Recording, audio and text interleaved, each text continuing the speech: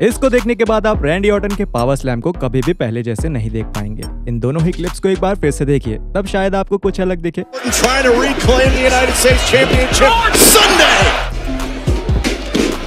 पहली क्लिप में Randy Orton power slam करने में सफल थे और दूसरी में नाकाम थे। पर जब आप ऑर्टन के हाथों की तरफ ध्यान से देखेंगे तो आपको दिखेगा कि वो अपना मूव करने से बिल्कुल पहले ताली बजाते हैं।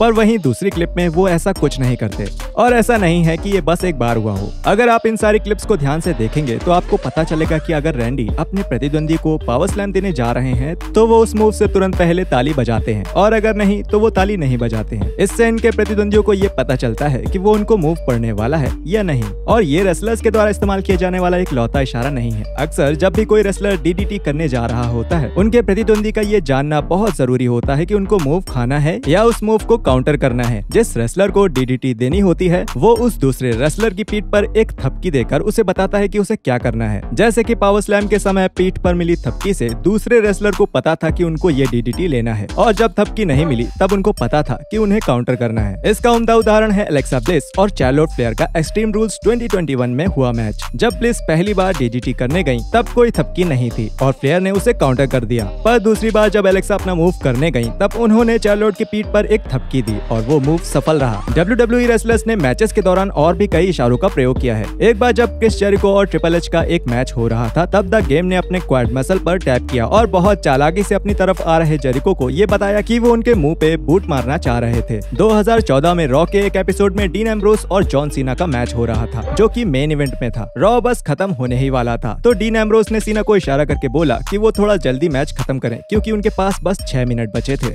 रेसलमेनिया 22 में जब शॉन माइकल्स एक सीढ़ी के ऊपर कूदकर विंस मैकमैन को एल्बो ड्रॉप देने वाले थे तब द रेफरी ने मैकमैन के पैर को हल्के से दबाकर दबाव को तैयार होने का इशारा दिया। सालों बाद रेसलमेनिया 29 में सीएम पंक के द अंडरटेकर के साथ हो रहे मैच में उनके साथ पॉल हेमन भी गए थे। फाइट के दौरान द डेड मैन ने हेमन को गर्दन से पकड़ लिया। तब पंक ने क्लोथलाइन पैतरे का इस्तेमाल करके हेमन को छुड़ाया। क्योंकि अंडरटेकर ने सीएम पंक की तरफ अपनी पीठ करी हुई थी तो हेमन ने उनका कंधा हल्के से दबाया ताकि उन्हें पता चले कि उन्हें घूमकर उस मूव का सामना करना है। टैग टीम मैचेस में ये काफी कॉमन होता है जब लीगल रेसलर मैट पर रेंगकर टैग आउट करने के लिए अपने पार्टनर की तरफ जा रहा होता है। हालांकि जो लीगल रेसलर होता है उसे नहीं दिखता कि उसके प्रतिद्वंदी कहां है और उसे ये भी नहीं पता होता कि किस समय पर टैग आउट करना सही रहेगा। उनकी मदद करने के लिए रिंग एप्रन पर मौजूद रेसलर अपने हाथ से एक इशारा करेंगे। अगर उनकी हथेली नीचे की तरफ है तो उससे लीगल रेसलर को पता चलता है कि उन्हें टैग इन नहीं करना है। पर जब उनकी हथेली ऊपर की तरफ होती है तब वो इशारा होता है कि टैग इन करना है। पर एक बात और भी है, आप हर WWE रेसलर को ऐसा करते नहीं देखेंगे और इसकी वजह ये है कि सारे रेसलर्स की ट्रेनिंग एक जैसी नहीं हुई है और दूसरा ये कि कुछ जगहों पर सटीक टाइमिंग होने की कोई जरूरत नहीं होती है तो वहाँ इशारों की भी जरूरत नहीं है।